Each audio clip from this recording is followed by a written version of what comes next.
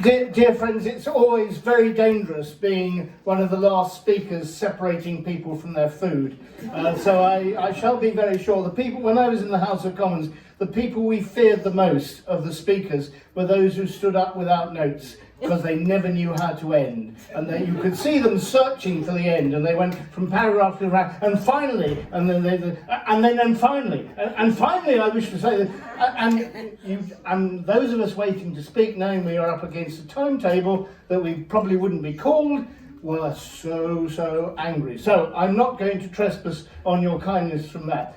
But it is wonderful to be here to celebrate not just another really successful year of ACAA, but also my dear friend, and I think I can call him that, it's a privilege to be able to do so, Nasimi, for his award.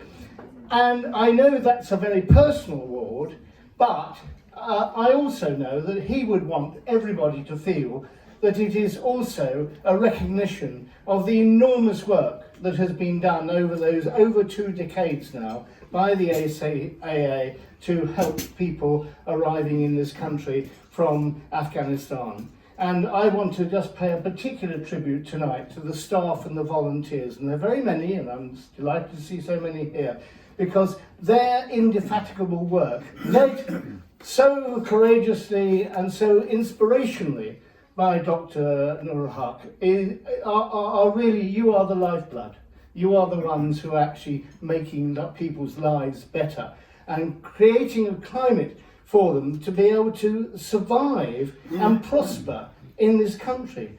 Now, I was born in this country. I am privileged to have been born in this country. And I sometimes, the work I've done with refugees, I've sometimes wondered, what would it take, and I say this to some of these people who are rather antipathetic towards refugees, what would it take for you to pack a small suitcase with just a few of your belongings, having to leave most of them, all those souvenirs, everything like that of your life behind, and get in an uncertain journey to come to a foreign land and then have to make your life in that foreign land?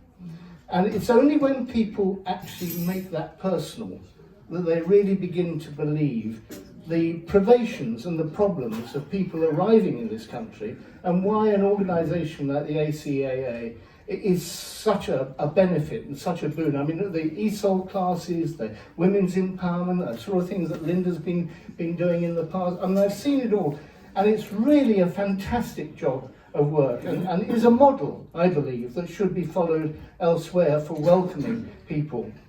Now, we know there are far too few people who are coming through that programme.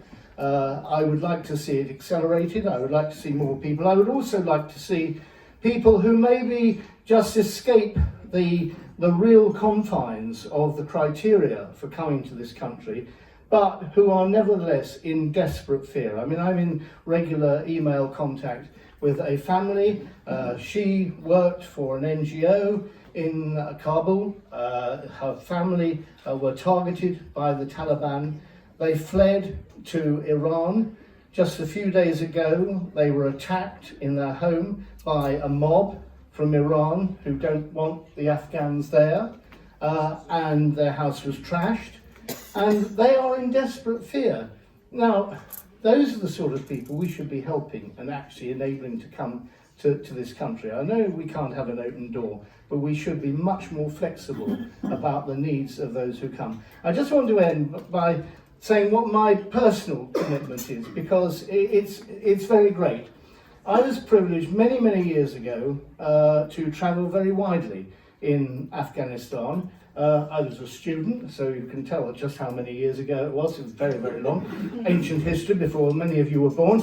But as a student, I had to rely on local hospitality. I travelled around the country on the local buses, and I really experienced Afghanistan as it is real. Not the sort of thing you see when you stay in a hotel, but actually living with people, seeing how their customs, their culture survives and such like. I went from Herat to Kandahar to Kabul.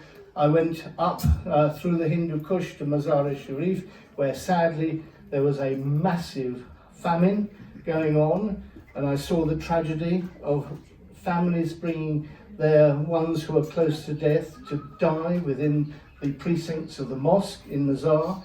And some 50 to 100,000 people were in threat of starvation. Afghanistan, a country that I believe has got a bright future, and hopefully with all our help, particularly political help, with my background in Parliament, refugee work and things like that, I hope that we can create a diaspora forum. We can actually give guidance to the current regime in Kabul as to how they can bring Afghanistan back into the civilized global community. And as such, I believe that there's an enormous hope for the future, and I know that all of you will be part of that. So thank you all very much.